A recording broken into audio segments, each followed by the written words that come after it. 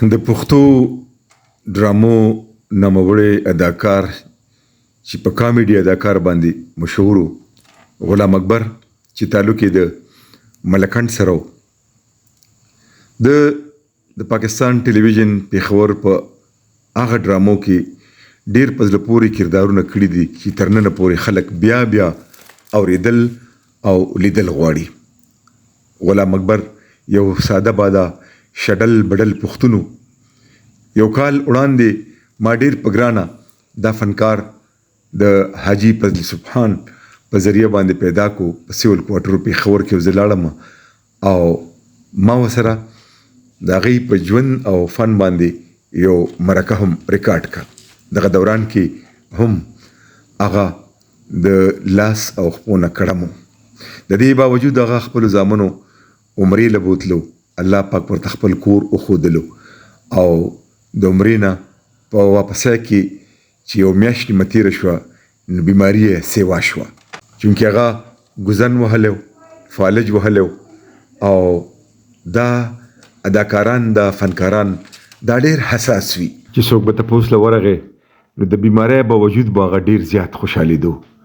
ما چې ورسره مرکه ریکارډ کوله او کله خبرې سټارټ کې شروع کې نو غریب غریو ونیو او یو شیبه په سلګو جړل. جی الله دې وبخي. نامه سوا گل اکبر. گل اکبر. ها تاسو نور رونه سلور ماشاءالله. زمانم جی فضل سبحان دی. حاجی صاحب غلام اکبر الله پاک دې وبخي، الله پاک دې قبر د نور انوارونه ډک کړي. هغه انتهایی نفیس سړی و، پاکباز سړی و، ساده سړی و او ښه انسان و. د یو ګاونډي په حیثیت باندې چونکې زما ورسره یو ډېر نږدې تعلق دی او یو ډېر وخت مونږ په یو ځای کې پاتې شوي یو. نو د هغه چې کوم نیک سیرت دی نو د هغې باره کې به زه تاسو ته څه ووایم جي.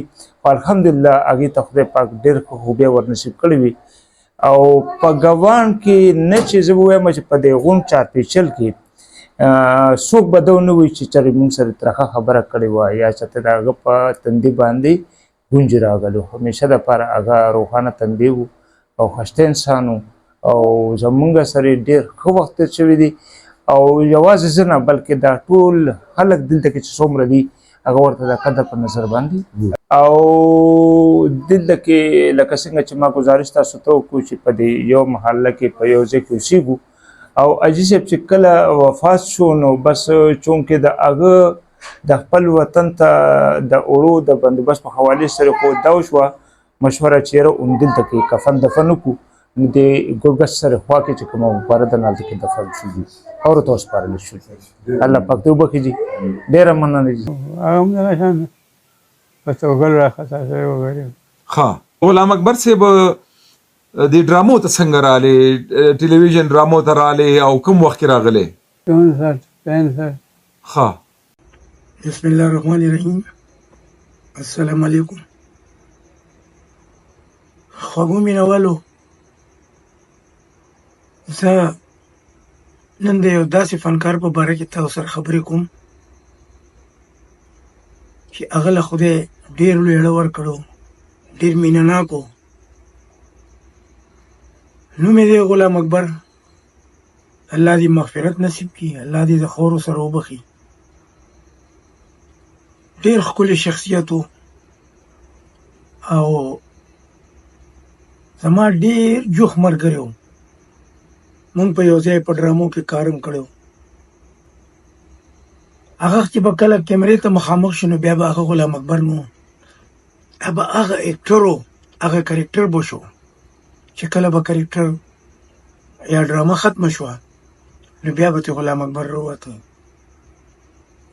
هغه د دې دنیا نه تللی دی، مونږ یې همداسې پرېښلو. خو مونږ ټول به ځو، څوک مخکې څوک وروستو. او زه به نور تاسو ته د غلام اکبر په باره کې څه ووایم. الله دې کور والا له دړه صبر ورکړي، بچو له دې الله صبر ورکړي او خدای دې وبخي د خاورو سره. غلام اکبر دی الله وبخښي. غلام اکبر سره خو ما ډېر کار کړی دی او ډېر مخلص انسان و، ډېر ګپ شپي انسان و. څنګه چې کامیډي اکټر هم و خو نور هم هغه ګپ شپ ډېر ښه لګاو او موږ سره به ډېر ښه میلاوېدو او په کامیډي کې هغه ډېر ښه مقام حاصل کړی و، ډېر ښه. لکه موږ به چې چېرته بار لاړو نو اکثر به هغه چې کوم دی د ارټسټانو پخلی به هم هغه ته ویل یاره هغه دغه به ورته وي د مسعودشاه باچا چې ستا د لاس پخلی خوږ وي. نو زمونږ خدمت یې ډېر کړی او په کامیډي کې خو هغه ډېر لکه قاضي ملا استاد خامس صاحب نه پس هغه ډېر خاص مقام حاصل کړی و، ډېر مشهور اکټر و او ما هغه ډېرو ډرامو کې کار کړی دی. ما ورسره ډېر کار کړی، یو ځای مې ورسره کړی چې زه نو ډرامې خو ما دغه کې ما ته خو فعل هندسه یاد کې نه راځي، خو مسعودشاه صاحب سره ډرامه وه، په هغه کې یو ځای کامیډي ډرامه وه.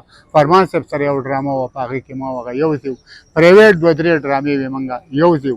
نو غلام اکبر ډېر ښه مخلص انسان و، ډېر ښه ادا کاوه، په دغه باندې ډېر پوه و، د لیک ډیلور باندې هغه هم پوه و، خو اخره کې بیا لږ کمزوری شو او د دې دغه نه بیا یاداشت یې لږ کمزوری شو. نو بس الله دې وبخي، زموږ ښه ملګری و، یو ښه فنکار و، الله دې وبخي، الله دې له جنتونه ورکړي. محترم غلام اکبر مرحوم چې یو ډېر ښه انسان، یو ډېر ښه اکټر، هغه ټول عمر چې دی نو یعنې د خدمت جذبه وه په هغه کې، که په سکرین باندې هغه مونږ لیدلی دی کتلی دی، که هغه مونږ سره پرسنلي او انګیج و، خو د غلام اکبر خدمت به زموږ نه چرې هم هېر نه شي.